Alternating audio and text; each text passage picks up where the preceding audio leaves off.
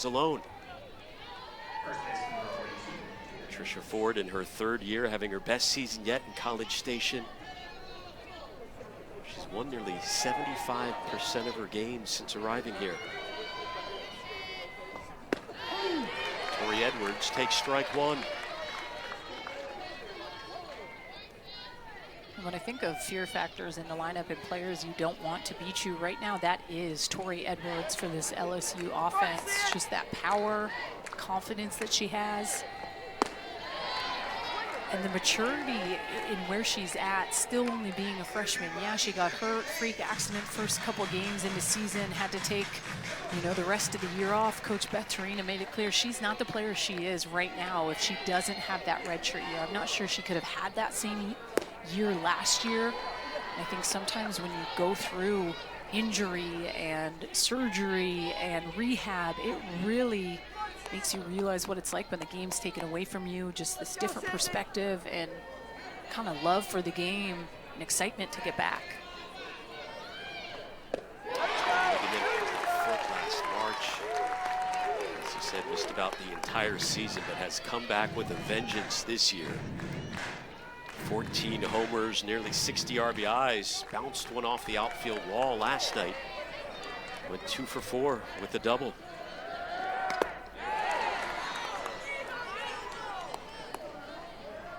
One more RBI for Edwards will tie the LSU freshman record, and she's still got plenty of the season to go. Just having a monster campaign. And when I was looking at all her stats prior to this, I think something that stood out, with 2 outs, she's almost at her best. I mean, a .483 average with 2 outs, 7 of her home runs on the season, and 21 ribbies have come with 2 outs on the board.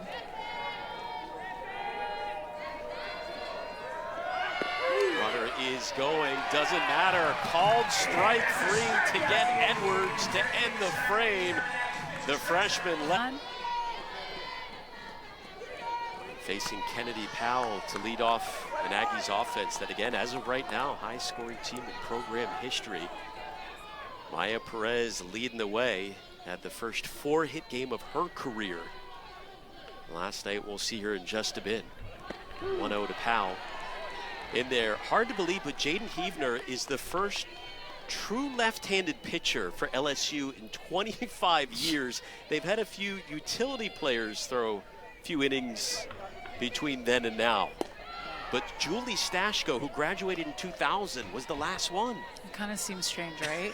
It's bizarre. Hey, to the lefty pitchers that are listening, let's Step get to LSU. We need some more true lefties. It has been worth the wait for Heavner, as you mentioned. Throws a perfect game in her first collegiate outing. First freshman in LSU history to do that. Struck out 13 against Charlotte in just 6 innings. Two-time SEC Freshman of the Week. And when I asked Coach Beth Torina just about Heavner and Berzon, she said she's opposite of Berzon, which I always think is so fun, right? What makes pitchers unique is that you can be so many different things. You don't need to be like anyone else. And she has this bold, opinionated personality, this bulldog mentality that I think at times is tough to teach. You either have that or you don't. And if you want to come into the SEC as a freshman and make waves, this inner confidence in yourself and your abilities has to be number one on that priority list. Powell. Well, Tricia Ford did tell us that she considers Heavner effectively wild with velocity, which was meant as a compliment. That can be intimidating to a batter where you don't know where the ball's going at that speed. That can be tough to handle, but that one a little bit too wild. Well, and just an example of limiting the free passes, right? She's in it. That was her 7th pitch, and it just gets away from her. So it's being able to be sharp every single pitch. You're going to get scrappy hitters that are going to foul pitches off, see lots. So it's a pitcher's job to be able to still kind of exploit the zone, but be in control.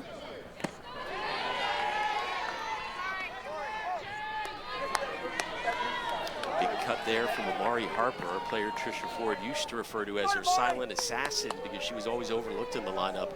Not this year. She's top 25 in the country in batting average. Hitting .542 in SEC play.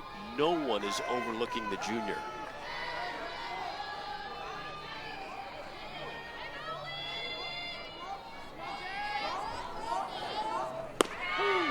Runner is going, the throw not in time.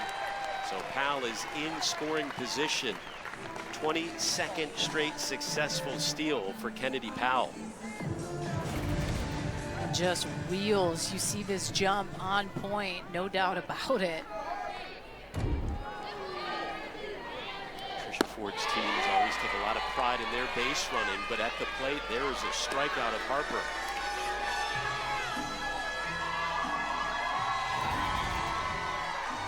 Really good job by Heavner. Pitch elevated a little bit, curveball on the outside part of the plate.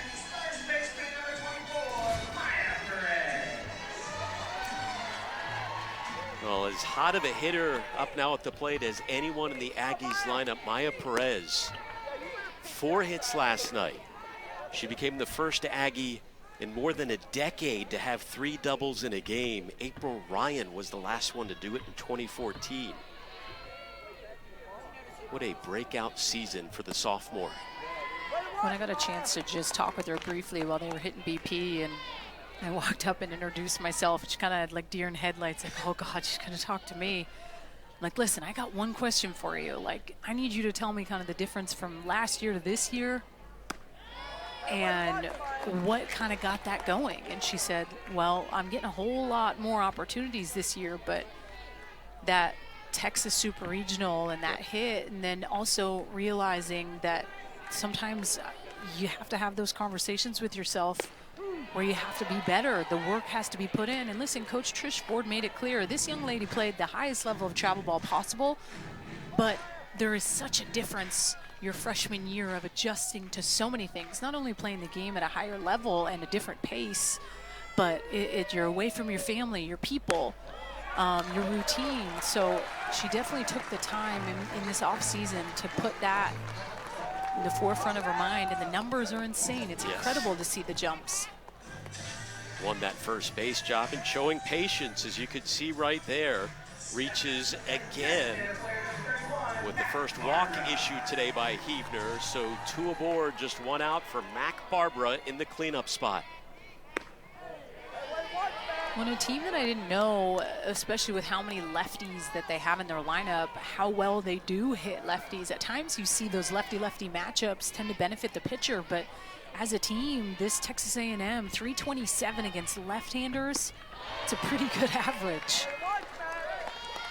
And these are the batters that are doing it, Perez and Barbara.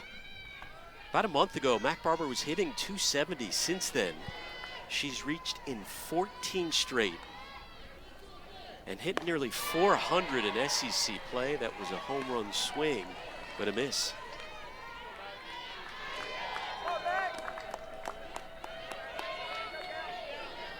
Two-time Mountain West Player of the Year with San Diego State.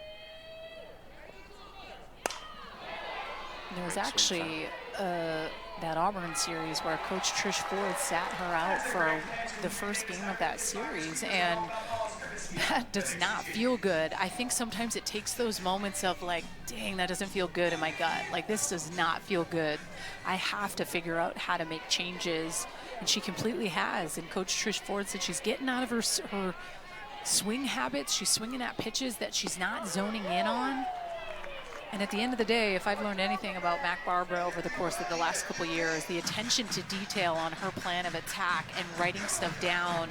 She goes right into the dugout after her ABs or getting off the base pass and writes information and things down.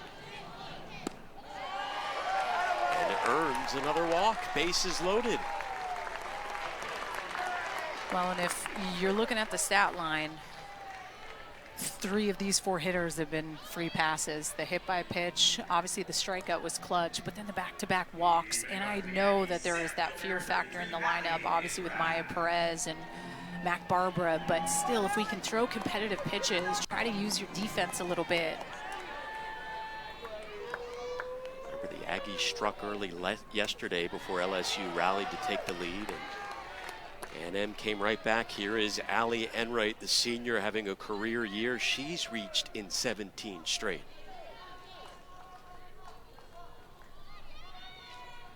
And time is called. So the freshman Heavner hit the leadoff batter, Powell, has walked Perez and Barbara, and the bases are full of Aggies, which prompts a meeting in the circle. And the one thing I can say about Coach Beth Torina, I got the opportunity to play for her. She had coached me in the MPF with the USSSA Pride. She's cutthroat, and she'll tell you how it is. And sometimes that may make you feel a certain way, but I would rather be told that I need to be better than anything else. I don't need fluff. I need you to come out and tell me that, hey, like, you just have back-to-back walks. Like, there's things sometimes that make you uncomfortable, but you want to be better for your coach, for your teammates. And sometimes those are the conversations that need to be had. It's not as much about, hey, make me feel good right now. It's make me feel like I need to be better. And that would be the conversation that I would be having if I'm going out with her. Hold her to that higher standard. Beth Torina, fresh off career victory number 700 on Wednesday night, the win over Louisiana Tech. But that's the furthest thing from her mind right now. And I think she's definitely talking about maybe those lefties that are hanging over the plate a little bit. Maya Perez, Mac Barbara, you saw Kennedy Powell who got hit. I don't mind that approach by Texas A&M. I want to get a freshman rattled. That would be my goal. We're hosting. We haven't forgot we got swept. We have a freshman in the circle. I want to force her to have to be able to hit good spots. So I'm going to get on the dish and I'm going to say, hey, if you hit me, you hit me. But I'm also going to put more pressure on you. But I like Coach Beth Torina going out and having that conversation with the Blue and just saying, hey, don't let them hang over the plate. Don't let them get away with that. It's interesting you bring that up because the Aggies have now been hit 49 times this year. That's fourth most in the nation. Certainly not a coincidence, right? No, not a coincidence. They get on the plate. They don't fear getting hit. I do believe, Alex, if you take the Evo shield off, yes, maybe we chop the hit by pitches in half. Are you a fan of banning that, of getting rid of that? I like that it protects your elbow, but I don't like how many more hit by pitches there are in games at times. Spoken like a true pitcher. That one misses low and away, and that will walk in the first run of the game. 3 consecutive walks now. Well, it has to be a nerve-wracking situation for a freshman coming into this ballpark, this atmosphere, against one of the best teams and offenses in the country. It is, but this is what you sign up for. This is when you get the opportunity to play for LSU or Texas A&M or an SEC program. Every single weekend is cutthroat. Every opportunity, at times you're going to feel uncomfortable, but what makes you rise to the occasion? Hey, we've put in the work. I've done what I need to do. It's more so having that confidence to be able to battle through that. And you can just tell right now, struggling a little bit, finding pitches she can get consistently for strikes. Which is interesting. Again, had one of the better strikeout to walk ratios in the conference coming in. As that one misses the appeal down to third. No, freshman KK Dement at the plate. Already has 2 grand slams this year. One against Georgia earlier this month.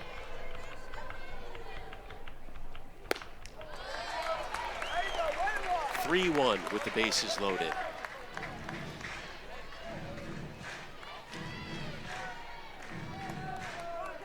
It's already thrown more than 30 pitches in this inning. Count goes full. What a team Tricia Ford has put together this year for the Aggies, as there is action in the LSU bullpen. Emily Casanova. For A&M, they're currently on a 10-game winning streak. Good shape so far to start off game 2 here in College Station. A&M in the hunt. Make the first appearance of the Women's College World Series since 2017. And they've been so good in this ballpark this year, Danielle, 21-4. We saw last night, didn't get rattled at all after trailing early. And another walk to bring in a run. 2-0 Aggies.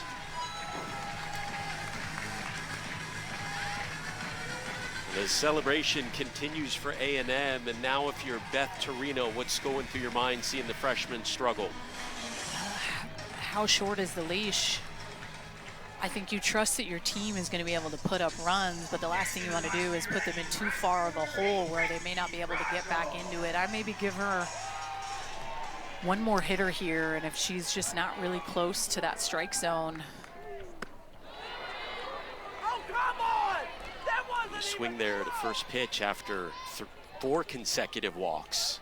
Well, when I was looking at Huebner's line coming into this against lefties, I mean, her ERA is almost double against left-handed hitters. She, prior to this series kicking off, was 3.36 ERA against left-handed hitters and a 1.23 ERA against righties.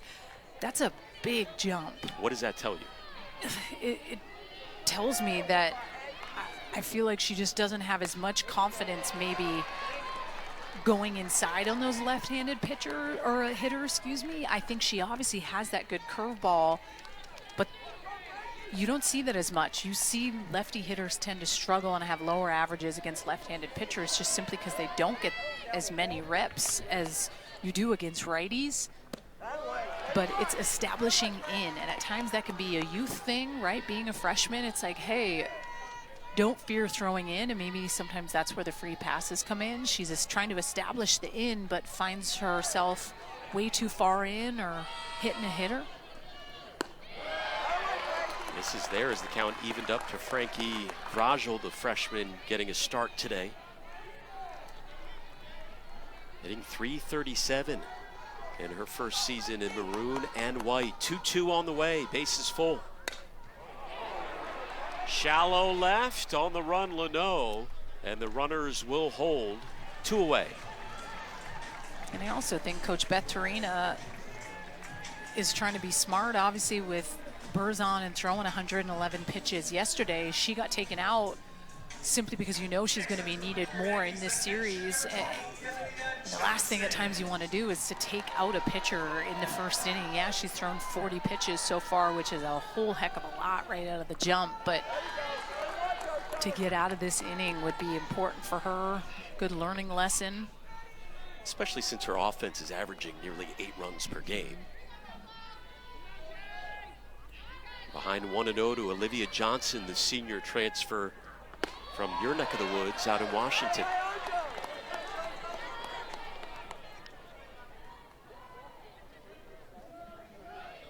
Went 2 for 2 last night, splitting time with Grayson Coleman.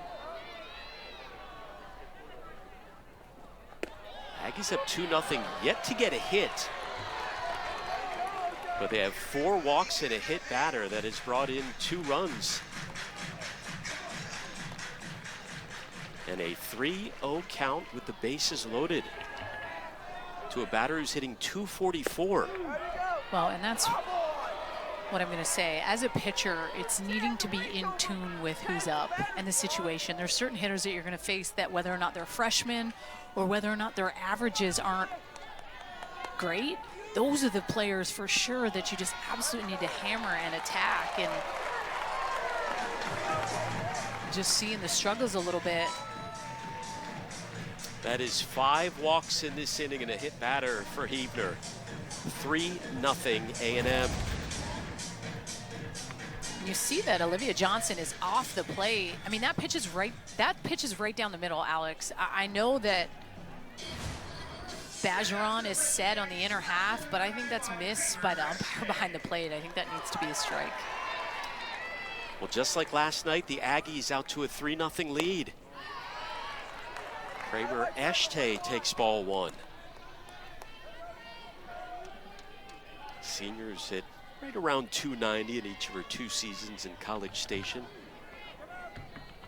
It's a big moment in this inning right now because you allow Eshte to reach, then you go back up to the top of the order.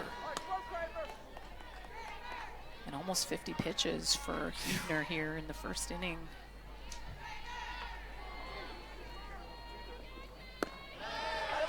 And this is not always the case, but there may be a little bit of nerves. You can just tell with her maybe not being as crisp with her pitches being elevated a little bit, not necessarily overthrowing, but trying to deal with maybe that uncomfortable feeling. And there is nothing worse, I tell you, than being out in the circle and feeling like you need to throw strikes, because then you're pressing and then you're telling yourself you need to throw strikes, and you start going down this rabbit hole instead of being loose, relaxed, just trying to rip it and hit the zone. This one launched into the gap in left center, past the glove of Leno. Here comes one run, a second, and a third is safe. That'll be a 3-run double off the bat of Kramer Echte. Into the bottom of the first inning, LSU has put in a new starting pitcher, Ashley Vallejo. The senior transfer from McNeese State takes over for Jaden Heavner. And damage control at this point. I think it's so important for Vallejo to just come in and try to get them out of this inning. The athletes have been out there for a long time, almost 50 pitches thrown by Heavner, a lot of free passes. And when I see that, my job is how much damage control can I play? Throwing strikes, establishing that piece right out of the zone. This is an LSU team that allowed 12 runs last night. That was their most runs allowed in an SEC game in 3 years. And they have allowed 6 runs so far in the first. You look at this Aggies offense. They came into today having scored 12 runs in each of their last 2 games, going back to the finale of that Georgia series. And they just refused to cool off. Here's Kennedy Powell at the plate. Echte on second. She takes one into shallow left center. That'll reach. Here comes Echte. 7-0 Aggies. Unreal.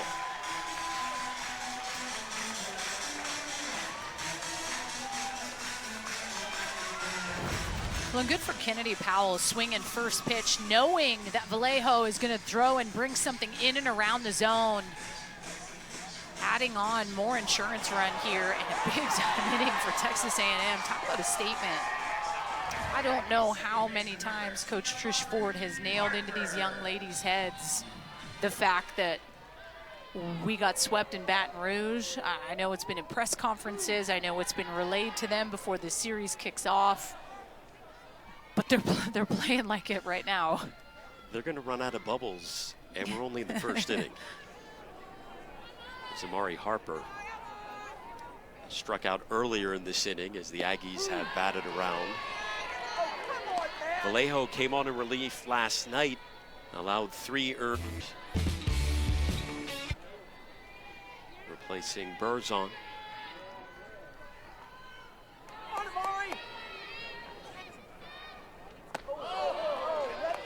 And this is upstairs. When Ashley Vallejo, she's going to go upstairs with that rise ball, has a little bit of a screwball as well as changing speeds. She has that changeup. We saw it a good amount in yesterday's game. Swing and a miss. Runner is going, but it shouldn't matter. That finally ends the first inning, and what a first frame it was for Texas. It's pretty much been all A&M up to this point. I think when you look up at the score, you're thinking, oh man, 7-0, but Texas A&M just got 2 hits. I mean, if you take, these are things that are fixable. These are just giving free passes and giving away bases. If you eliminate that, the score is different. Chopped over to first, and Perez is there. Quickly 2 away. Lessentine, the freshman in the circle, allowed a single to lead off the game, and has now retired the next 5 batters in order. There's Maddox McKee. I would imagine a lot easier to pitch with a 7-run cushion.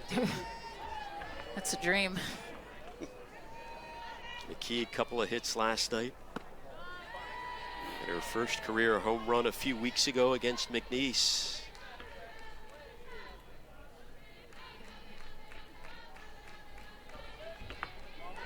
LSU best on base percentage in the entire SEC. And really, they put together a huge inning last night against Emily Kennedy, and it looked like for a moment they were going to light it up, and then all of a sudden Kennedy settled down, and LSU's offense didn't score again until the final frame. Yeah, they made it interesting in that last inning. Chopped over to second. Harper is there. The stretch by Perez. A 1-2-3 inning worked by Lessentine, and as you mentioned earlier, Danielle was best known last year for that dramatic game-tying homer, Game 2 of the Austin Super Regional against Texas. Only started 11 games her freshman season this year. Just been an absolutely different story. Hitting .467 with 57 RBIs. I think that there really is nothing more special than when it just all clicks, right? And nowadays, you don't know if people are going to transfer or not, and that's what Coach Trish Ford said. Like, you just, when an athlete doesn't get maybe the opportunities that they got in travel ball, they'll come in, and then after first year, they're out. But instead of that, Maya Perez went down and put her head down and went to work, and so respectable. I'm not saying I disagree with when athletes choose to transfer. If you're unhappy and you're getting zero time and you don't want to maybe go through that same thing again, I get it. Just back in the day, in the Pac-10 days, it was always the question of like, dude, what did you do? What's wrong with you? Now it's just so normalized. Here is Mac Barbara. After that walk to Maya Perez, LSU pitchers have faced 12 A&M batters, walked 6 of them, and hit another. 1-0 on the way to Barbara. And that's 2-0. Just not taking any chances right now, I guess. After a while, you're at a loss for words when you get 5 walks in the first inning of such a crucial game. And remember, this is huge for seeding in the SEC. Yeah. Because you think about the SEC tournament, the top 4 seeds in the tournament get a double bye. And when you talk about the Aggies, is that one fouled off? The Aggies are in good shape. They entered today tied for second place with Oklahoma. But for LSU, it's just a different story. They are trying to get into that 4 spot in the conference race, but they're not there yet.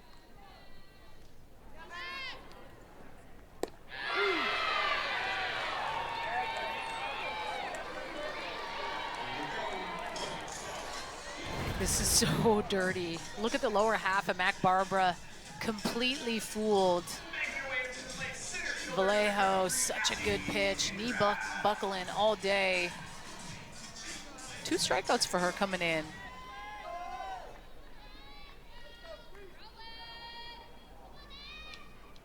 So here is Allie Enright. She walked in the first inning. LSU with the all-time advantage in the series, 21-18, but the Aggies lead it here in College Station, 10-9. This is Tiger's first visit here in 3 years.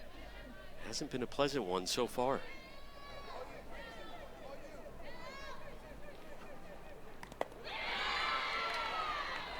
0-2.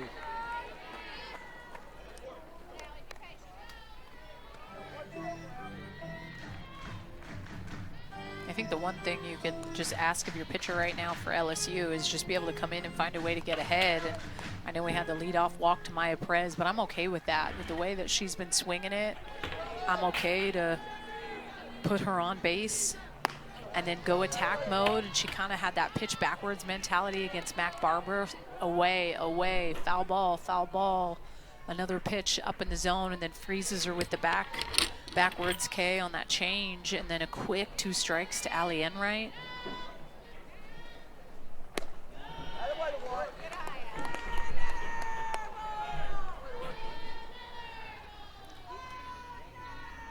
Tricia Ford said when Enright and Dement are hitting in the middle of that order, when the 5 and 6 batters are going, they are tough to beat because you pretty much know what you're going to get out of the top 4 day in and day out.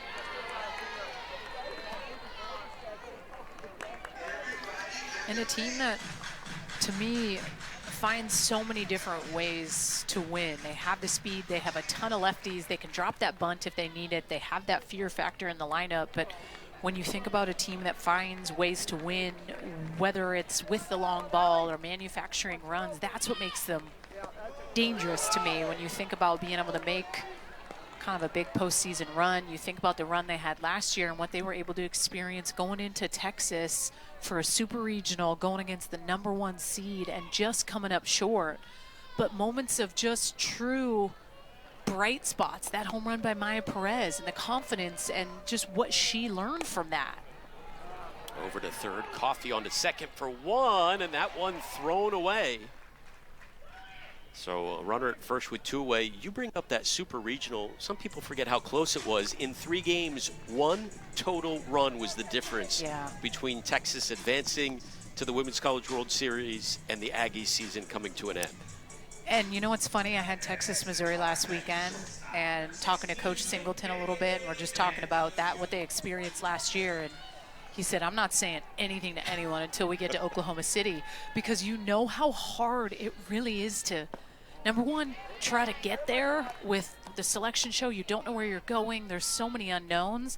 And then the grind of that regional and that super. And then once you get to Oklahoma City, it's almost like a clean slate, and you go back to the writing board and everyone's at the bottom of the totem pole. You gotta winners win, and it's humbling. And I think this year more than any year it seems more open and more chances of winning a national championship, simply because Oklahoma lost so many of their studs from last year. They're still dangerous, they're still top of the SEC, they're average, all the things, but in my opinion not as big of a fear factor.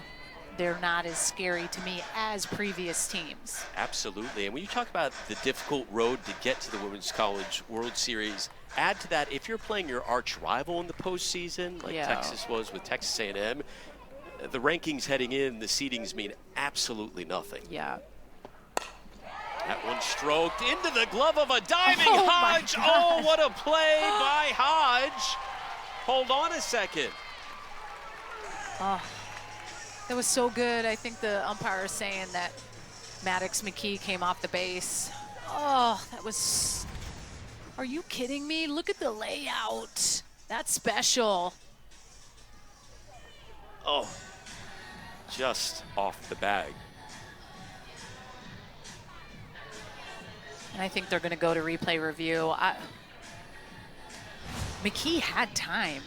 Obviously, she needed to stretch a little bit, but. And we will have a challenge from Beth Torina. At this point, why not? Avery Hodge. The call on the field is that the runner is safe at second base. LSU is challenging the call on the field. This play is under further review. Home plate umpire Matt Dial. Avery Hodge, the junior transfer from Oklahoma, with the full extension and short.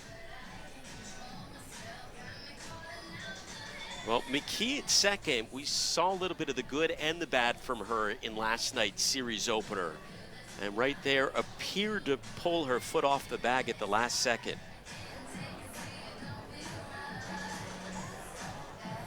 Take another look.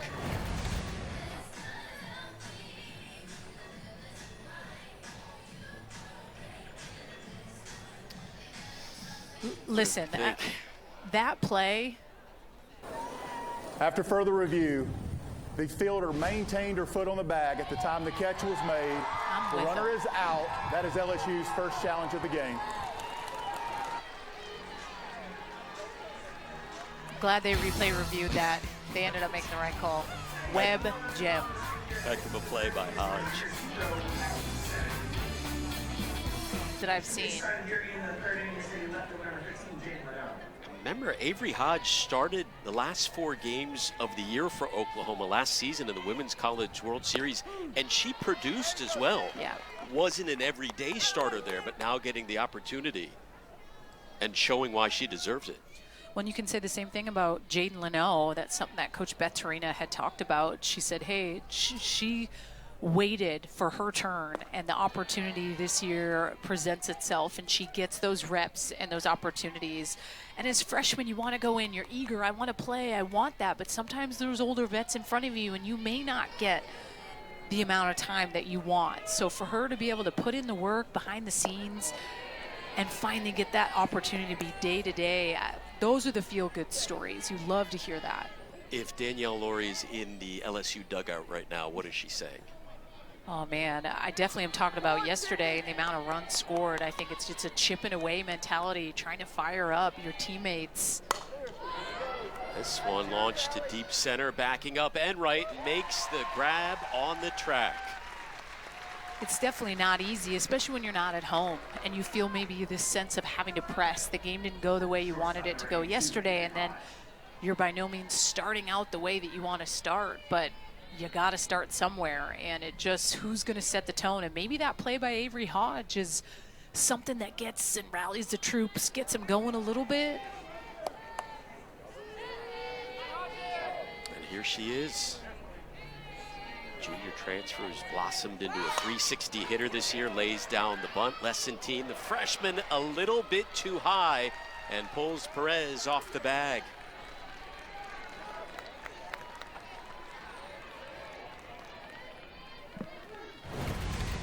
Solid bunt by Avery Hodge, triple threat in the 9 spot, just dropping the bunt. Throw up just a little bit. Good job by Maya Perez being able to get to that, not letting it go by. That's clearly second, potentially third, if it gets by her. First error of the game committed by the Aggies. Back up to the top of the order we go. Danica Coffey. Lessentine is only allowed one hit a single to the first hitter of the game, which was the senior Coffey.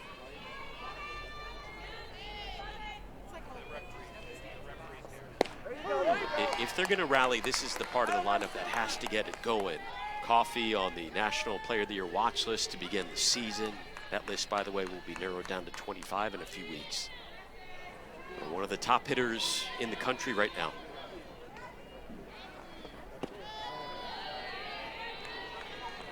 There was a press release a couple weeks ago where you heard Sydney Berzon, junior pitcher, talking about how this is Danica Coffey's team, right? And someone who, I think of Berzon as a vet on this team, being that junior, but it just goes to show that 50-year experience. Lessentine can't make the play, back-to-back bunts. And the Tigers in business. A little shimmy by Coffey. She's reached twice. Well, no, this is just back-to-back pressure on the defense and getting the ball to Lessentine right away, and maybe not being fully comfortable to make that quick throw, knowing that there's a runner on second base. But putting that extra pressure, I think, is so key to pass the bat. If you're not getting hits the old-fashioned way, start dropping down the bunt. They have done that. So they have Coffey at first, Hodge at second. And here is Jayla Lassiter, junior transfer from Ole Miss. But first, Johnson comes out behind the plate. There will be a chat in the circle. I think they're going to be making a pitching change. Coach Trish Ford going to the umpire.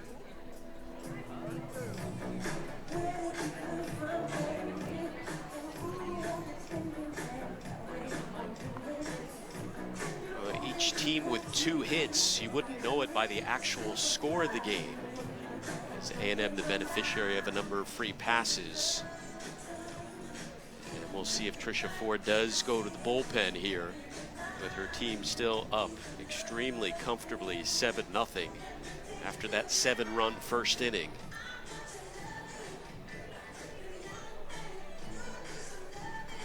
Talking with Grace Sparks. She's waiting for the official call. The door is not open yet. Tricia Ford's just staring over there. There we go. Here comes a new arm out of the bullpen. We will take a timeout here in College Station. Aggies up big, but the Tigers threatening.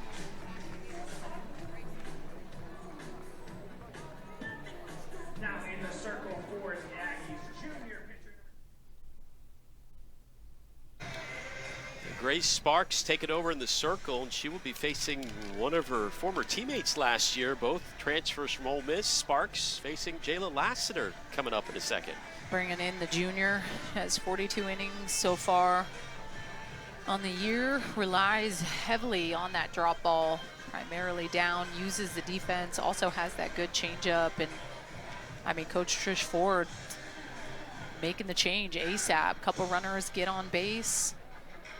Not even trying to let LSU sniff getting back into this ball game. This is just the second time through the order now for the Tigers as she makes the change. So Sparks again facing her old teammate at Ole Miss, Jayla Lassiter, and time is called. Sparks has come up with some big outings against ranked opponents this year, taking down Florida State and Texas Tech. You know, when I had that conversation with Coach Beth Torina when I was down there prior to the game, and she said it is so hard for pitchers to go 3 times through an order in a game. Like, hitting is just, she said, they are getting reps with spin rate nonstop. Nothing fools these hitters. And it was just so, you know, I said what I said to you earlier. I was like, yep, I'm glad I pitched when I did. Like, I had a good time from 2006 to 2010.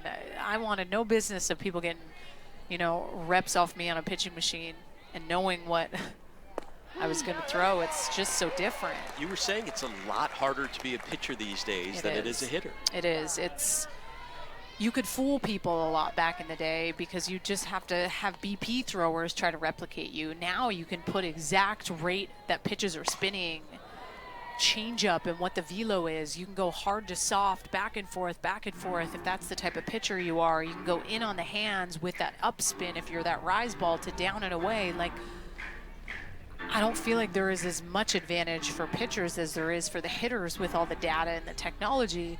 You can have the Rapsodo information being a pitcher, but until, you know, you're getting some type of ability to do those reps like the way the hitters are against you, the beast mode mentality has to come out maybe a little bit more for pitchers. And how about that? A walk to load the bases. This is exactly what LSU needed. I was going to ask you who had the advantage there. Lassiter and Sparks knew each other from being teammates. Lassiter got the best of Sparks there. I got to go with, I would assume that the pitcher would have the advantage because she would know the weaknesses, but instead she walked her. Bases full for Macy Bajeron. She is a clutch hitter. Of her 9 home runs on the year, 6 have come against ranked opponents. They could really use one now. LSU has hit 5 grand slams on the year, tied for a program record. That one to shallow left, in and out of the glove of Eshte. 1 run is going to come in, and LSU is on the board.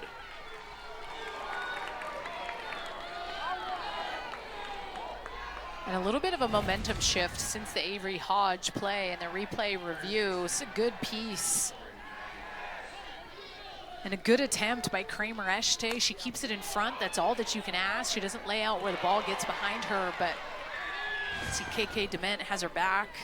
But an opportunity here for by far the hottest freshman in the country. Tori Edwards, who has launched 3 grand slams this season. That is tied for the all-time single season record in program history.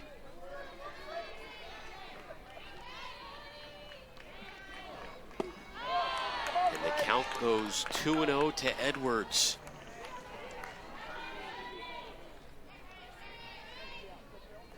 What a hitter this year, 14 homers, 57 RBIs. And finds the strike zone.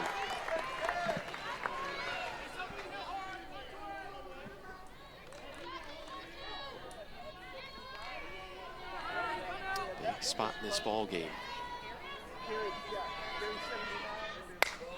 Edwards gets a hold of one, and that's grand slam number 4 on the season, a new LSU record.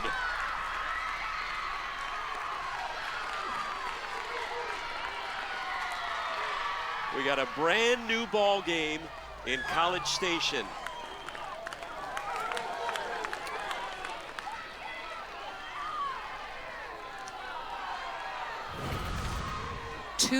One absolute rip.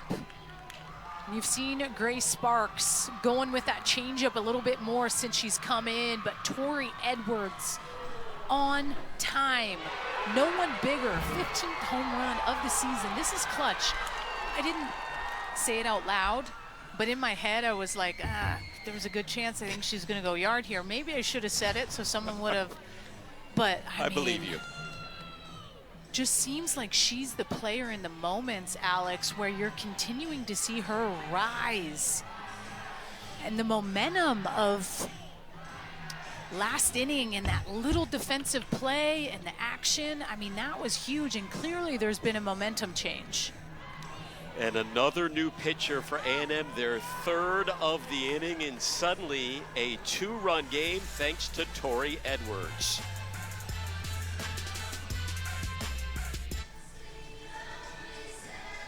Kate Munnerlyn takes over for Sparks, and Danielle, let's play devil's advocate for a moment. The starter, Sydney Lessentine, had only allowed a couple of bunts this inning and a single to lead off the game.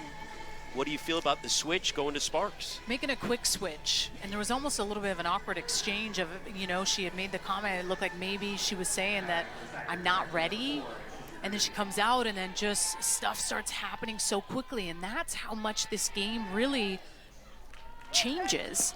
And you're right, it's not like LSU was, roping it to left center and right center, like just a couple bunt singles, but I will say both of these coaches, Trish Ford and her knowledge in the circle, as well as Beth Torina, they're cutthroat. This series means so much. And so I think when there's any room or a sniff of maybe someone can get back in, I'm assuming that's why the change was made right out of the gate by Trish Ford, not even wanting to give LSU that opportunity, but clearly that ended up not being the case, and we got ourselves a ball game here. She was trying to get ahead of it, knew it was the second time through the order. But it didn't pan out as the count now 2-2 to Mackenzie Rudity, who popped up in the second inning. As for Munnerlyn in the circle, freshman out of California, she's only thrown just over 13 innings in her collegiate career. And hoping for a little lefty magic. Has that changeup. She could throw it at any count. Not a ton of innings so far on the year, but opportunity.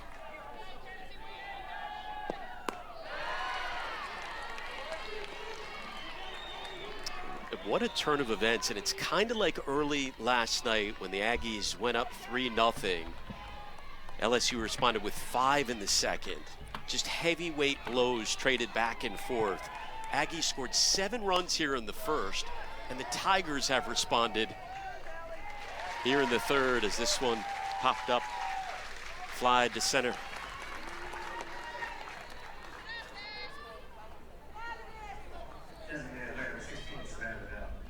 Torina squad right back in it. Savannah Bedell due up with 2 away.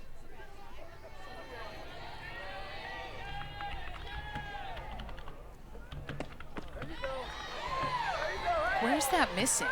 I also think the blue behind the plate has a tighter zone than maybe I would like.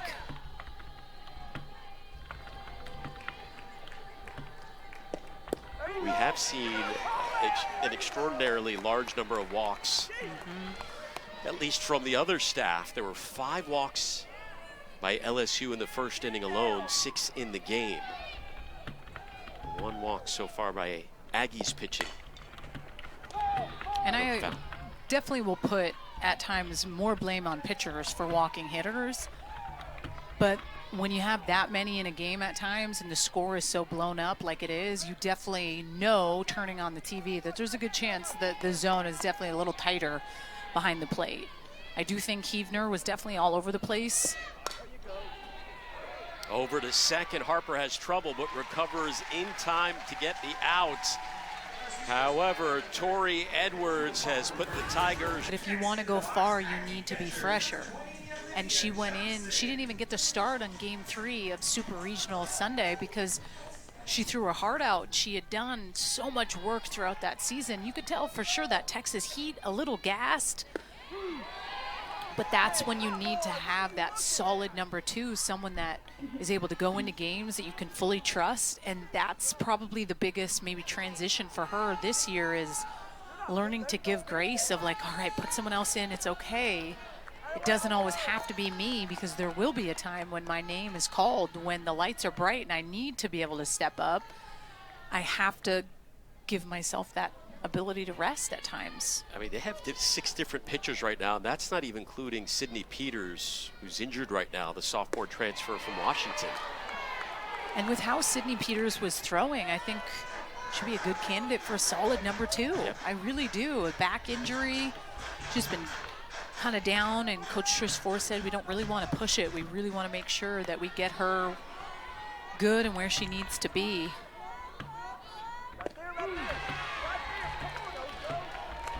Well, Vallejo has come out of the bullpen and done her job, an inning and 2/3. No runs and just 1 hit. 2-2 to Olivia Johnson. That one dies down in the glove of Hodge. But I can't help but go back to the defensive play by Avery Hodge and how then all of a sudden the team just completely responds from that play, which could be a Sports Center top 10 play when you think about it, right? Like, those are the little things that feed into your team battery and get you hyped and get you going. And they look like a different team since that play. Great point, absolute turning point defensively. With LSU down 7-0, A&M with a couple of base runners on. And an absolute web gem by the transfer.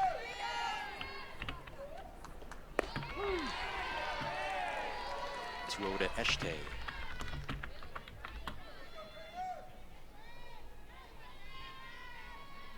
Aggies scored 7 runs, but they only have 2 hits on the entire day. And they both came back in the first inning. One of them by Kramer Eshte, a 3-run double. It's just a bizarre stat line and performance so far. Well, and to me, that's why I continue to keep Ashley Vallejo out there, right? Like you said, 2 hits on the board for Texas A&M. Obviously, first inning, a lot of free passes, manufactured those 7 runs, but I think she's just kind of keeping them at bay, using the defense, some web gem plays. Momentum seems like it's on LSU's side. Right now, Texas A&M, I think, has to find a way to adjust. This one sent to deep left field, but on the run. Leno makes the grab. That is now 6 in a row, retired by Ashley Vallejo. Tigers offense trying to tie it as we head to the 4th. With Beth Torina too, she said this was definitely a series that we were well aware how much this team wanted revenge against us. Like, it was all over, it's over social media, like, but I think at times, you know, when you think of that as a pitcher, like maybe the pressure that Sydney Berzon may have felt in that start yesterday, with knowing that they are literally gunning for you. They thought about you all year. They've had you circled on their, you know, want to destroy list. At times, that can be intimidating and feel hard and mucky to get through. But if you can flip the script and also have the mentality of, I absolutely love that you want to destroy me, because the feeling's mutual. Like, we're coming into your house and now we're going to try to do the same thing we did last year, but in front of your home crowd. And it's the hardest part with pitching, because You have to face that head on. you do, and you just have to let it rip and be confident going out there. And One more. Right there. How about that? A strikeout by the freshman Munnerlin, 2 away. Strikeout t-shirts, courtesy of the Warehouse SCC. change-up specialist at any count. You saw it a couple times back to back. So good, completely fooled. Just the 2nd strikeout of the game for Aggies pitching, first since the 1st inning. Avery Hodge takes strike 1. I mean, Tricia Ford said, these were the comments she said after they got swept by LSU last year. Quote, "We got slapped in the face. It is what it is, but life is about how you respond. We didn't step up in the clutch." And she said, that's how I was as a player. I used everything as motivation, always had a chip on my shoulder. And she said, that's how we're going to play this weekend.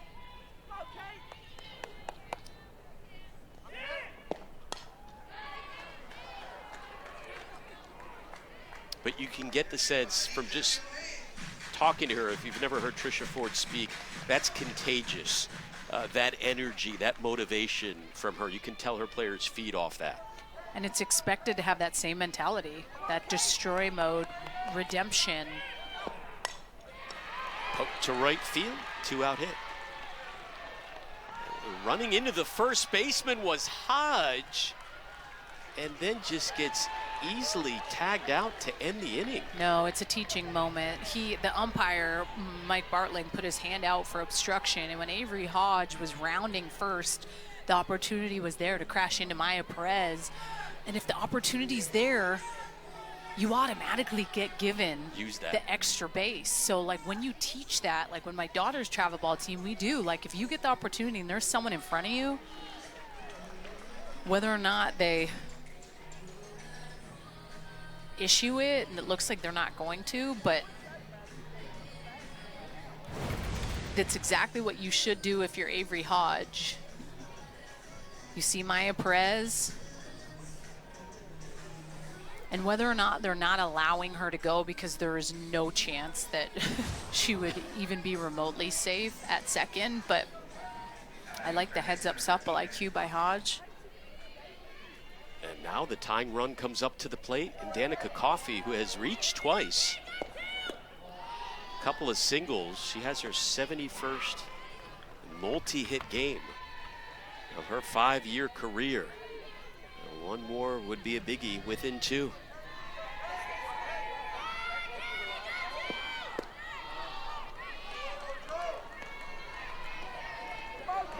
2-0 count to Coffey. Some of the most dangerous hitters in the SEC. 2 up in this part of the order. There's a strike from Munnerlyn.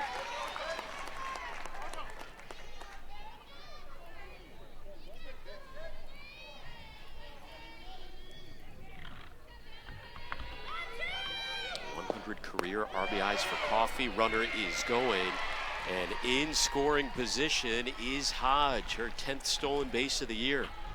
Well, and no better opportunity than when you have someone like Munnerlyn in the circle who is that changeup specialist. 1 in 3 pitches are going to be that changeup, so if you're able to time it up on the base pass and have the speed. Coffey was ready to head to first. I mean, she is second in the nation in walks with 40.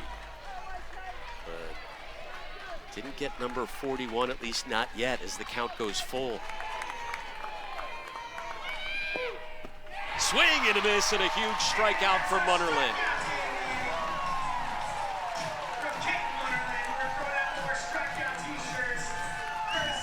I feel like even if you know this pitch is coming, it is still one of the hardest pitches to hit. Danica Coffey. And kudos to Ashley Vallejo. I think she's done such a good job of, first and foremost, being able to get ahead with that screwball. And with so many lefties in this Texas A&M lineup, that screwball that kind of bites away from them has been a tough pitch. So she's established the strike zone early with that pitch. Her changeup has been so effective. Chopped foul. And I think there has to be this trust of using your defense too. And we've seen some, terrific plays by LSU defensively. And when you just have that confidence as a pitcher where it's like, you're not striking everyone out. We can get ahead, but there's a good chance I'm going to use my defense, going to get some balls to you guys, step up, make good plays for me. There's one back up the middle. Whizzed past the head of Vallejo.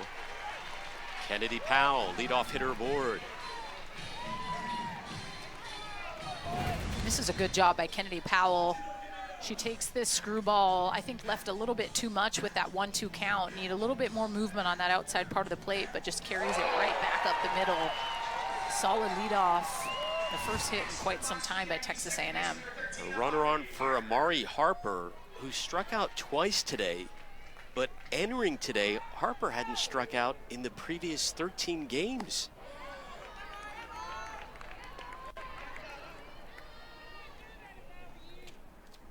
Still hitting .451 on the year, and one of the absolute best hitters this season in all of SEC play.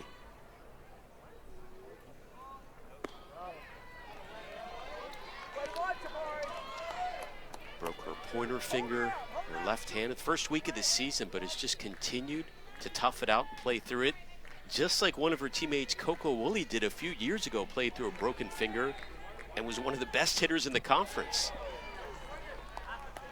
How painful is that? How difficult is that? Yeah, it hurts. You're just shaking your head. I mean, you find a way to rally through it. It doesn't mean that it's comfortable. And then on the flip side, I think from the pitcher's perspective of how I'm pitching someone that is dealing with that, I want to go heavy on your hands. I want to. Oh, they got her.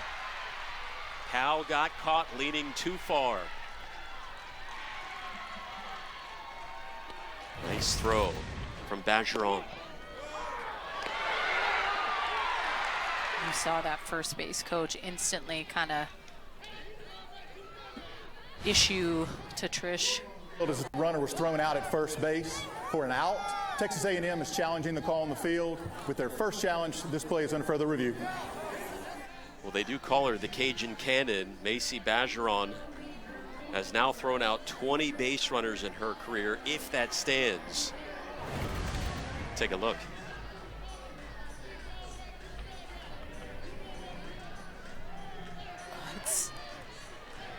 You just see the dirt kind of flying up, so it's just hard to see if her hand gets in there. Like, is her hand touching? Because if her hand's touching, the tag's not applied yet. There has to be enough indisputable evidence to overturn the call. It's very tough to tell from that angle. That was a heck of a lead. I mean, she was way off the base. I think that the call may stand. Again, you brought up the point, it has to be conclusive enough to overturn it. Powell had been so good on the bases this year, 15 for 15 in stolen bases. Obviously ultra confident out there, but just a bit too far off the bag.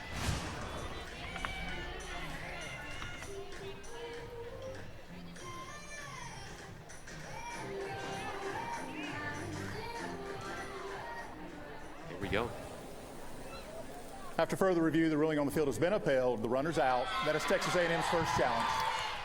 Seemed to be the right call, at least from our vantage point. And an absolute cannon by Bergeron.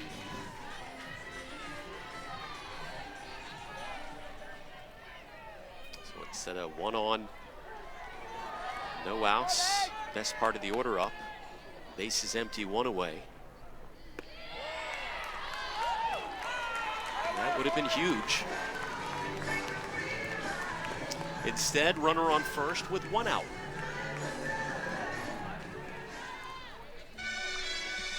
There comes Maya Perez. Has been patient at the plate today. 2 walks and 2 plate appearances. Has now reached in 13 straight games.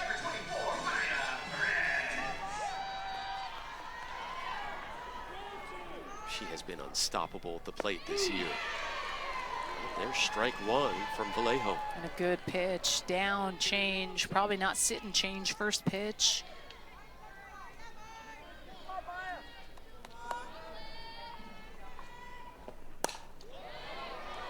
Quickly the count goes 0-2.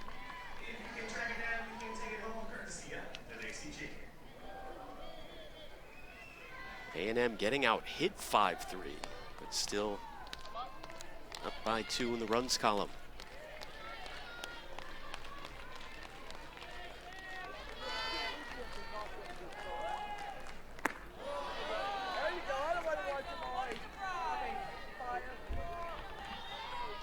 Perez, whose dad and grandfather played fast pitch softball, so she grew up around the game. Her grandfather was a pitcher, used to throw BP to her.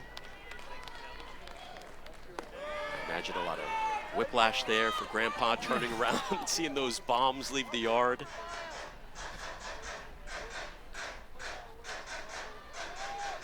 Terrific high school player during her time in Corona, California.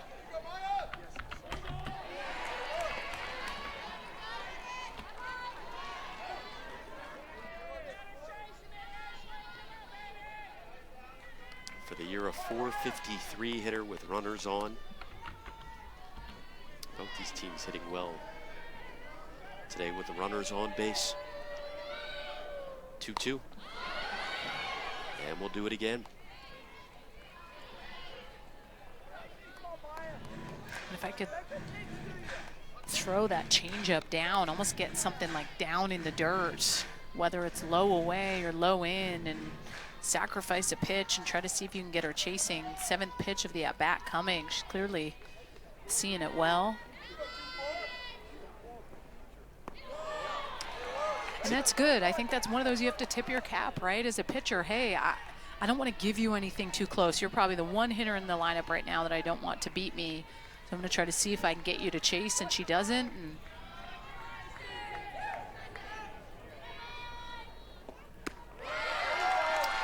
so after a 3-double game yesterday, it is now a 3-walk performance today for Perez.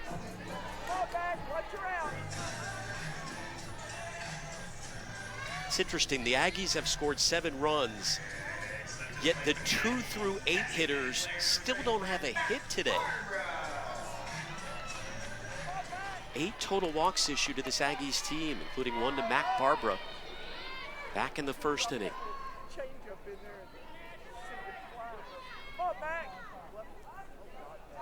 All the hits have come from 2 batters, Kennedy Powell and Kramer Echte, and that is it.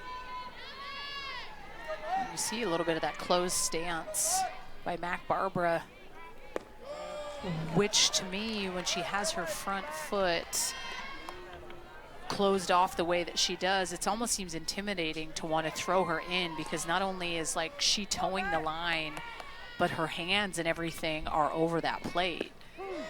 And obviously you have a screwball pitcher who feels confident to go away, but when I see a hitter that wants to toe the line like that, I still want to have the right to establish the inside part of the zone. I want to test you, I want to come in. That's how I loved to approach hitters, whether or not she's looking for that, right? She takes another pitch on the outside part of the plate, which to me shows that she's looking for something in, which now potentially changes up her game plan a little bit of having to swing at something away. Hooks one foul. And that's something Coach Trish Ford had the conversation with her about. She said, for how routine-oriented and plan of attack you are, you're swinging outside of your plan. And when you do that, you're not an elite hitter like you know that you could be. And that's one thing she's done over the course of the last couple weeks, really stuck to her guns and her plan. Barbara to left center, that's gonna drop in. Runner rounding third, the throw home, bobbled, and A&M extends their lead. The Aggies back up by 3.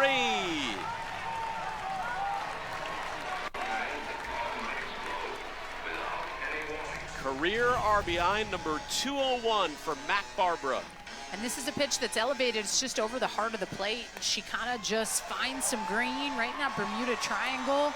And I wanted this throw to be more on the money. If this throw is on the money, she's dead out at home. I really think that she is, but at times there's a lot of things that need to go right with the throw to make it to home on the money. And another run for Texas A&M. Feels like an eternity ago when they scored. First run since the 1st inning. We'll have a pinch runner taken over at second base, Kelsey Mathis. Pinch runners all around for the Aggies at first and second, and Allie Enright 2 up at least for now, but we may have it will be Enright coming up, walked in her first plate appearance, and the Aggies, if Powell wouldn't have gotten thrown out leaning off of first. I know. Those are always the things you think about.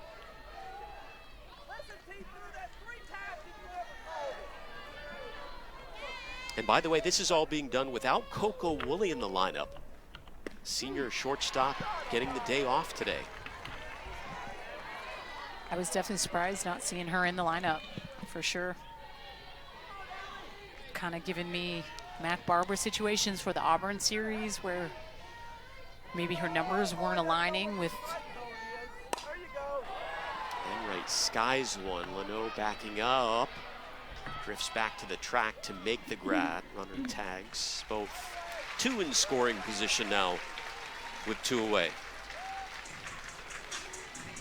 And sometimes it just takes not getting that start where it hits you a little bit differently, and it probably doesn't feel good. And it's not that you need to go do more work or this or that, but I think sometimes, I don't know, it just gives you this different perspective. And Tricia Ford not afraid to make a move, that's for sure.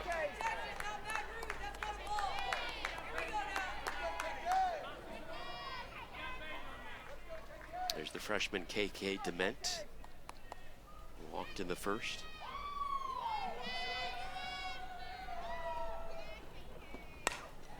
Over to third, Coffee is there. And we will talk to Beth Tarina coming up after the break. Her team down by 3 now. When I think about this LSU team as a whole, I mean, to me, and I said this when I was down there, I was like, to me, this team is a team that needs to get to the Women's College World Series. Like, offensively, you have that leadership, and they had the leadership last year with Taylor Pleasance. But I think you think about when you take away Danica Coffey from that team last year and potentially the year that Tori Edwards could have had, those are 2 key components that maybe could have got him over the hump in that Sanford Super Regional against Nyjah Kennedy. But what did you learn as a team last year going through that? And is this potentially a team with some of these incoming transfers and the Smash sisters, like, can this team get them back to Oklahoma City? It's been a while. 2018, I think, was the last time that LSU's been there. And every year they put out such good teams where you're like, man, I think this could be the year. But for some reason, I feel that this could be the year that maybe they get back. The talent is certainly there. They've been there 4 times under Beth Tarina. Again, they entered the series top 6 in the country in batting average and ERA. Jayla Lassiter earning a leadoff walk. And like I said to you earlier, all the issues that happened in the first inning are all things that can be fixed. It's not like these pitchers are throwing good quality pitches and they're getting whomped around the ballpark. This is just, hey, you have to figure this out and throw good quality pitches. We cannot issue that many walks. We know this. Like, this is pretty obvious in the game. There you go. And I also think this weekend and these next couple weeks are a good test for Sydney Berzon and to kind of see where she's at. And this team's going to learn a lot with just really getting down to the nitty-gritty of how tough these next couple weeks are going to be. That the postseason may not feel any harder than the gauntlet that's coming their way. This next week may be harder than the postseason. In 8 days, you're facing the #1 and #3 teams in the nation 6 times. Yes. You're going to find out a lot about yourselves over this next stretch. And then playing Florida and having, you know, Keegan Rothrock back in the circle, knowing that their ace is back. And that was something last weekend when I had Texas, Missouri. Mike White made the comment. He said, there's not a whole lot better than playing in the SEC. We're going to have seen everything. It is unreal as this one poked in between third and short, and the Tigers will bring up the tying run after a walk and now a single to start off the 5th inning.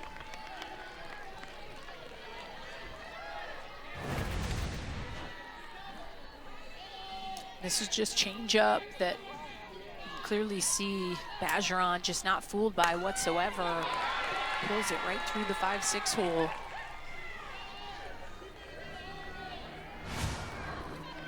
This is exactly who LSU wants up. Tori Edwards, one of the best freshmen in the nation, hit her 4th grand slam of the year in the 3rd inning.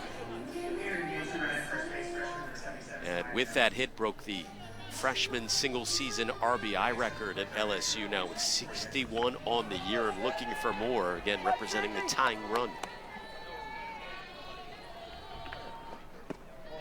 And probably the one hitter in this lineup that you don't want to beat you again for the 2nd time.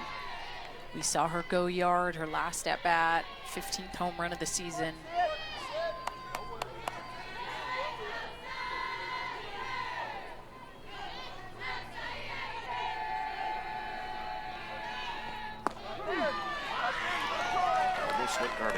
times last night. Hit one off the wall and another to deep center.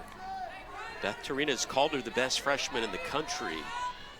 Taylor Shoemaker of Florida obviously in that conversation, but in SEC play, Edwards' numbers currently dwarf those of Shoemaker's. That one gets past the catcher Johnson, and there are now 2 in scoring position for the Tigers.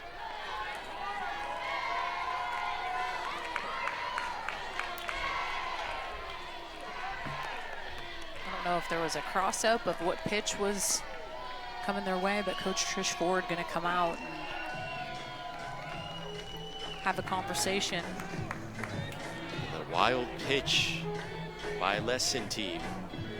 Still no outs in this inning. I mean, A&M had all the momentum through the first 2 innings plus of this ball game.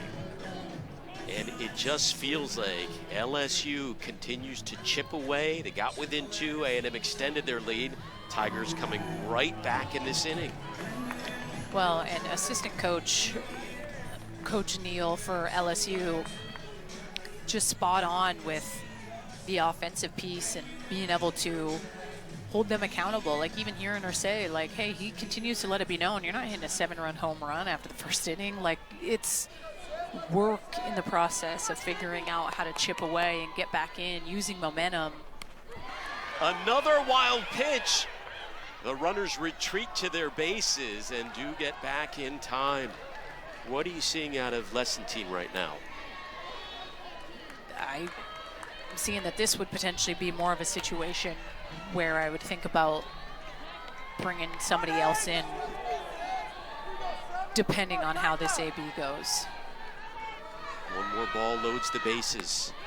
And that one gets away from Johnson. Here comes Lassiter, and it's back to a 2-run game.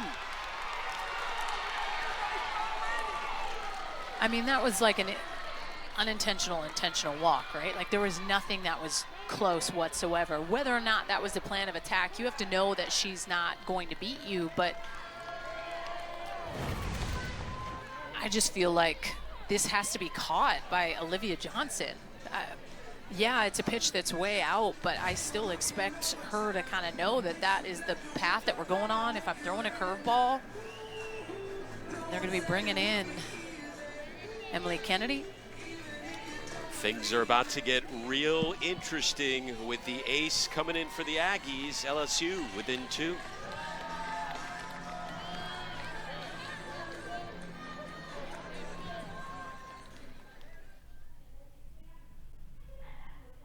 Lefty has entered the game in a crucial spot for the Aggies. Here is Emily Kennedy with 2 in scoring position, and LSU within 2.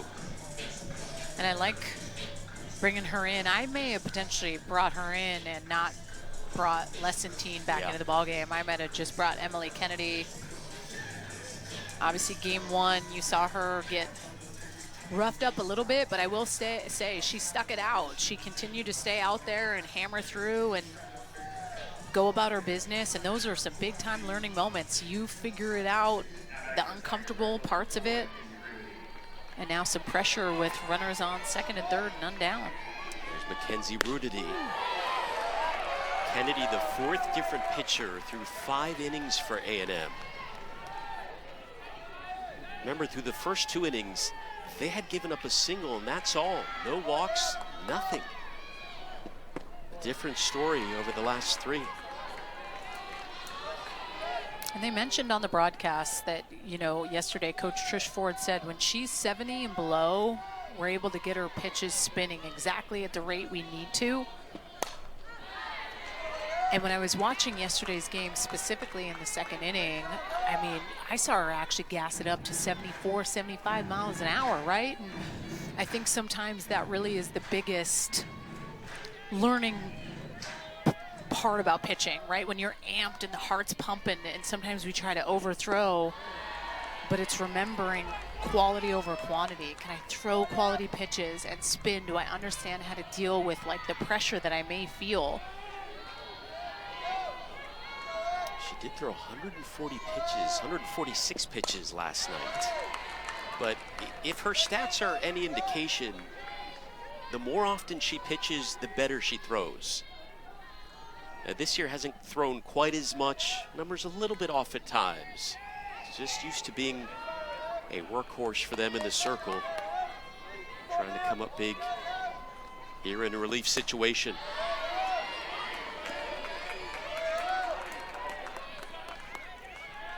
And I think when she throws it at 72, 73 miles an hour, it makes it harder for her to get that true spin rate on the upper part of the zone. And when she can go up to curve to change, she's fierce. Crowd up in arms over that one. Full count on the way.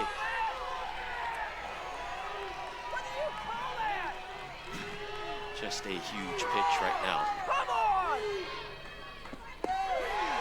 Called strike 3. Got her.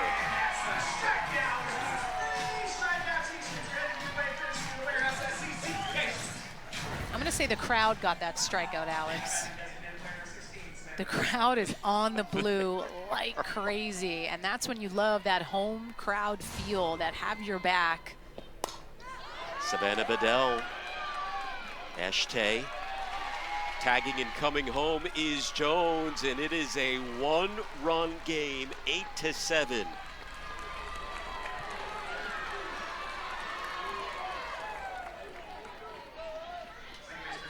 LSU has almost come all the way back from trailing by 7. A runner on second, 2 away for Maddox McKee, 0 for 2 so far today. 2 for 3 last night against Kennedy. Slices that one foul.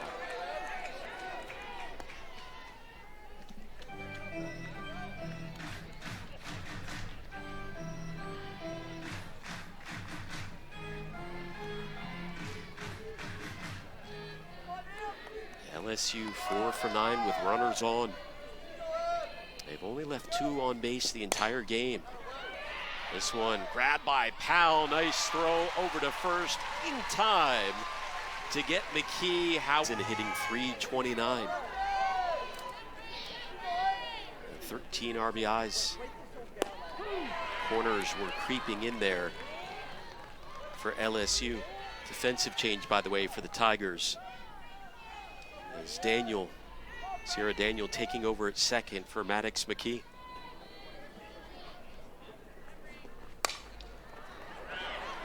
And there is Daniel. It finds her. Handles that one away.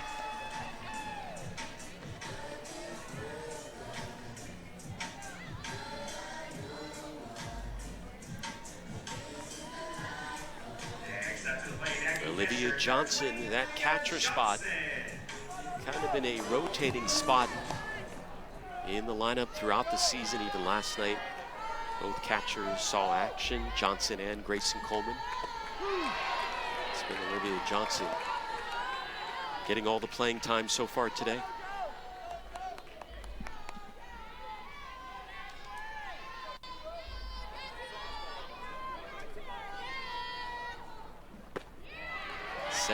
Career RBIs for the transfer from Washington. Grew up a couple hours away from here in Pearland. Be closer to home. Joined the program this year. Trying to come through in the clutch. Instead, it's a swing and a miss.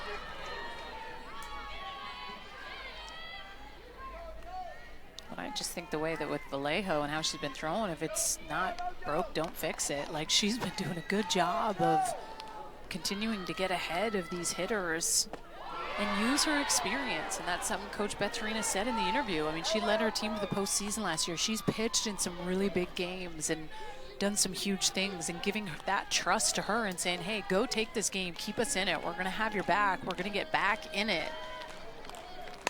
I think she's done it. 0 for 2 so far today.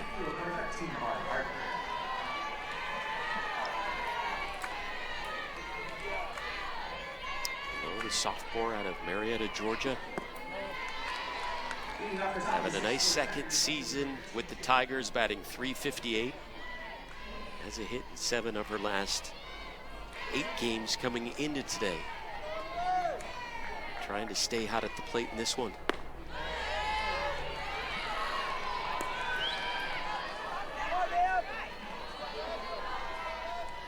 Kennedy, the fourth different pitcher we have seen today. After Lessentine started, was replaced by Starks, who was followed up by Munnerlin. Then Lessentine came back in the game, and now it's Kennedy.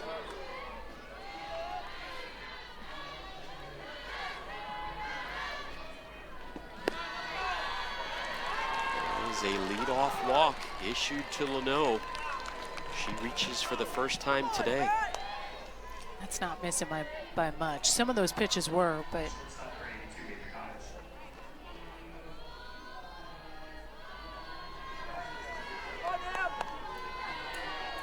comes Avery Hodge, a very good hitter in that 9 spot, reached on an error in the 3rd, singled in the 4th. The crowd getting a little antsy now with the calls, as that was ball 1.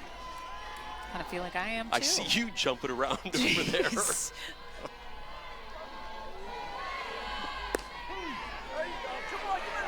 We have to have a little bit more dimension than it being in one spot, and that's the only pitch that gets called strike. You got to be able to have a little bit of wiggle room on a corner and a little bit of up and down.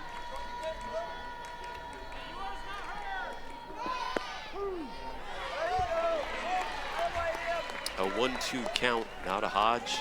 And after that, we're going to go back up to the top of the order.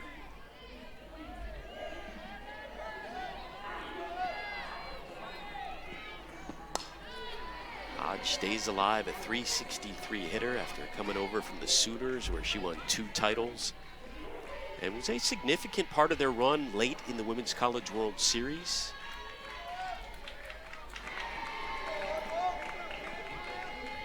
Trying to come through here in the 6th inning with her new team. Ropes one, and a diving grab made by Dement. The freshman getting it done. This was a heck of a play just because she was pinched a little bit more up towards second base.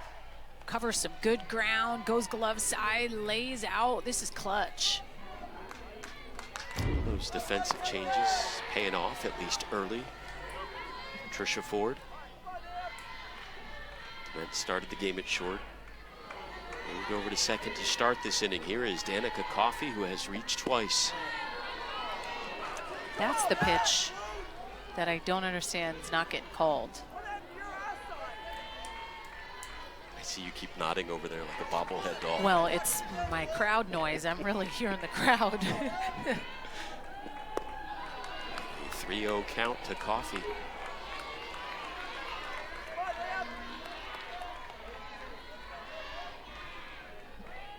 Number 2 in the nation in walks. And there's her 41st of the season. That will slide the tying run over into scoring position. Well, and the one thing you don't want to do is just kind of put yourself in a position to have to potentially face Tori Edwards, right? With just what she's been able to do.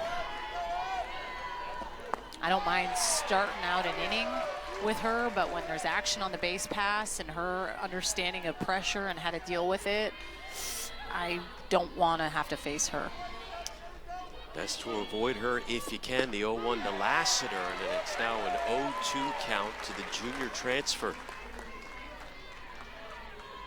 Emily Kennedy, top 10 all-time in program history in strikeouts with more than 500. Just miss there. This crowd is about to erupt.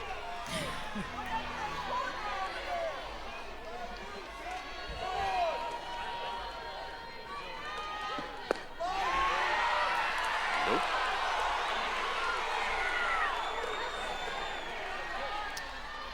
I do not envy being Matt Dial right now. Me either. It has gone from 0-2 to a full count. The one thing we haven't seen Emily Kennedy do a whole lot of is throw her off speed. She's really relied on the curveball and the velo, but hasn't changed speeds a ton. Called strike 3, out number 2.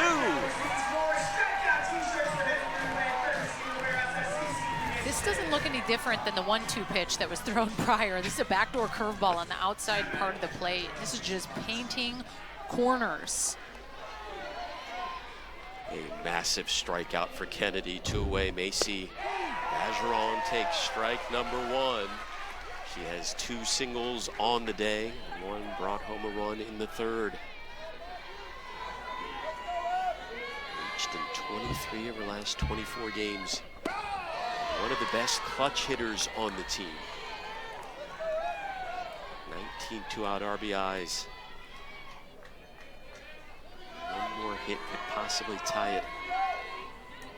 Leno at second, Coffey at first. Bergeron to right field, heading towards the line. Harper is there and makes the grab. And Kennedy and the Aggies get out of a jam at Remsen.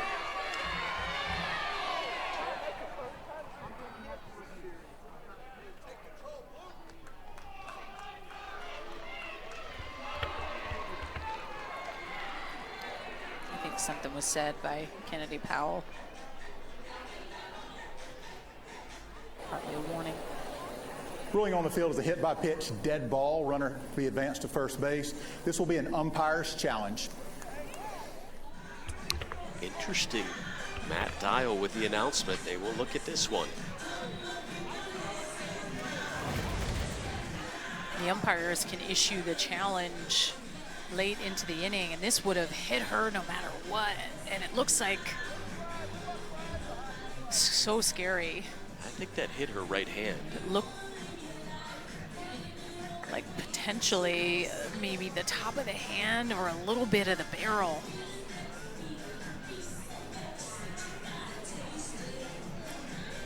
And I thought for a second that there were words exchanged between Powell to Vallejo, and that's originally what I thought. So it's my bad on jumping the gun on that.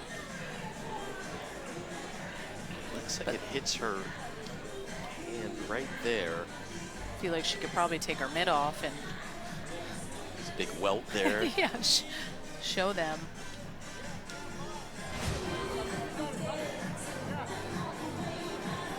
Again, the Aggies. After further review, the ruling on the field is being upheld. Ball hit her right hand. Should advance to first base. So that's the second time the Aggies have been hit today. On the season, they have now been hit 50 times, 4th most in the country. And that's scary. That one was obviously an accident, but it is when it's coming right at you. Just glad she's okay. Powell's the one who's been hit both times. She is okay, as you said, over at first. She was thrown out too far off the bag in the 4th inning after getting a single. She's reached 4 times today, a single, a double, and been hit twice. Plenty of speed over there. Count 1-0 to Harper. She takes one to center field, but right at Lassiter.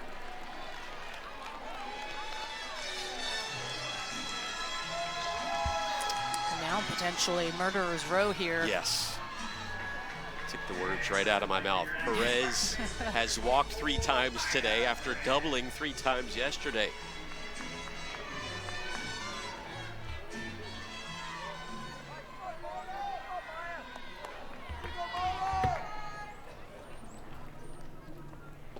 How do you approach her in this at-bat? Gosh, I am going to work away, and then I'm going to go with that changeup and keep it down. I would rather force her to go opposite field on me than anything on that inner half. She's not crowding the plate as much as someone like Mac Barbara or Kennedy Powell. So to me, if she's backed off visually as a pitcher, I'm seeing that. So I'm going to use kind of my bread and butter, which is that screwball, and force her to have to punch something through the left side of the infield.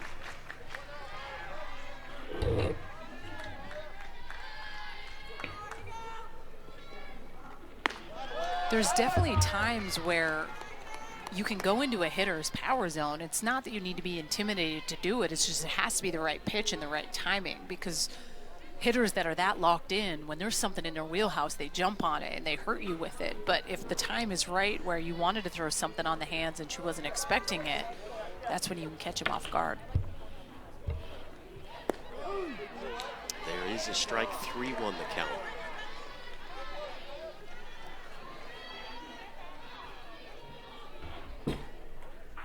Remember last year, Perez, just a freshman, she averaged about a strikeout every 5 at-bats. This year, cut that in half, a strikeout every 10 at-bats, among all the other improvements in her numbers. Meanwhile, quick pep talk in the circle for Vallejo, and she's ready to go.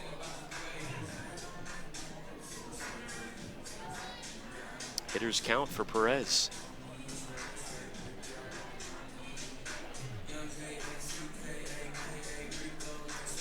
The speedy Powell over at first.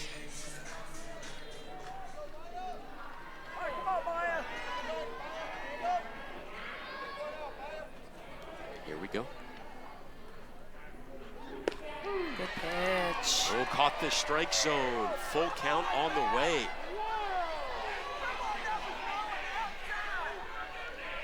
Judge the reaction by the home crowd. I go back with that same pitch.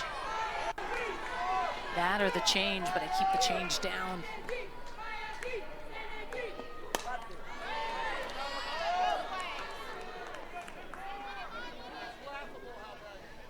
Compared to last year, it's just night and day for Maya Perez.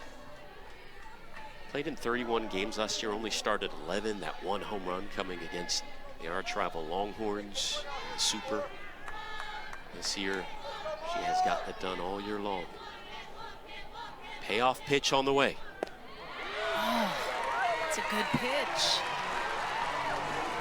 It's the 4th walk of the game to Perez. She has reached 4 times in each game so far. I'm gonna look again at this. Sorry. Come on. Tell me where that's missing, Alex. He can't. It's just a guessing game at times.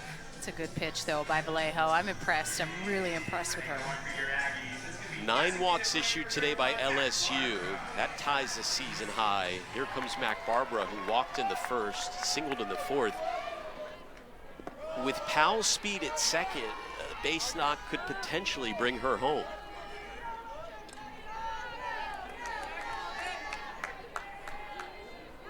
Mac Barbara launched the 51st home run of her career last night. Chops one over to second, on to second for one, the throw to first, not in time, the throw home, and the Aggies go up by 2 as Powell slides in safely.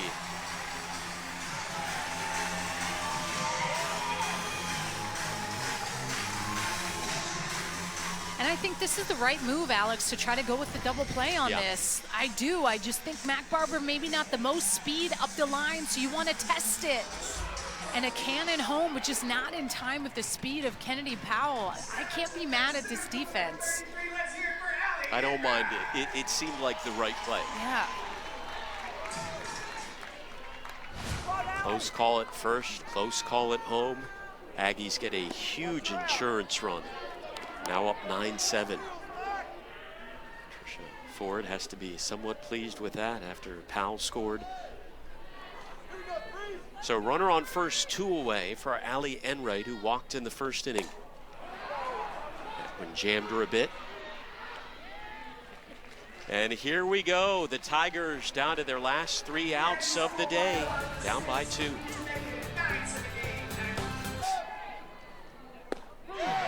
Strike 1 from Kennedy. And what did I say last inning? We've yet to see her pull the string on the change. She hasn't been forced to have to throw it, and I think pitching backwards, that was perfect to start her out.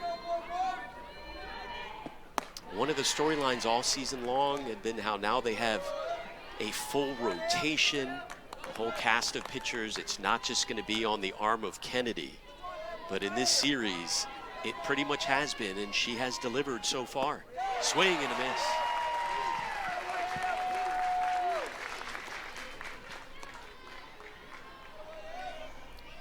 And now if you're Emily Kennedy, you have to use your experience, your senior experience against a freshman here. That's big. Wow. A huge strikeout of one of the best freshmen in the country. 1 away. just climbing the ladder. And when she's veloed down a smidge, meaning tops at 70 miles an hour, this pitch is electric and jumps. I mean, when she is on, she is so good. She is. I think it's sometimes just being able to control the emotions of not trying to overthrow. You can still throw hard and not overthrow. You can still throw 72 to 73 miles an hour and not overthrow and still get good spin rotation to climb the ladder. But it's when you try to power through or beat hitters purely with speed instead of spin at this point. Hitting is too good. Count 1 and 2 to Mackenzie Rudity. Just watching her throughout her career, Kennedy, she is at her best in the biggest moments of the biggest games. It sounds cliche, but it's absolutely true.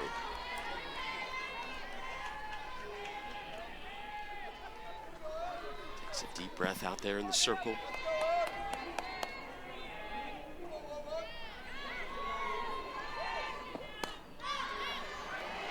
Rudity stays alive. Kennedy, 4th pitcher used today.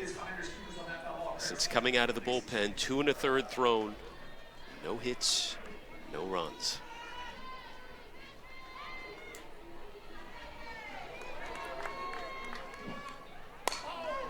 Rudity, left center, and right is there. And the Aggies have LSU down to their final out.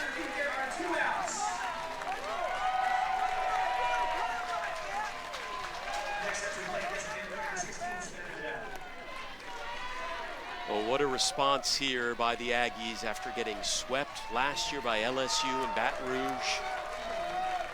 Scored 5 runs the entire series, but they have taken this year's series, winning game number 2, 9-7. God, a couple high-scoring games. When you think about back-to-back days, a lot of action as far as the pitching today for Texas A&M, but they found the good mixture to be able to close it with Emily Kennedy, and Texas A&M wins this series, and that probably has to feel good, especially after last year getting swept in Baton Rouge. Crazy. A lot of bubbles today, a lot of bubbles this weekend. After a 12-7 win yesterday, the Aggies take this one 9-7. A&M improves to 36-5 on the year. For Danielle Laurie, I'm Alex Loeb. We thank you so much for watching. We'll see you next time.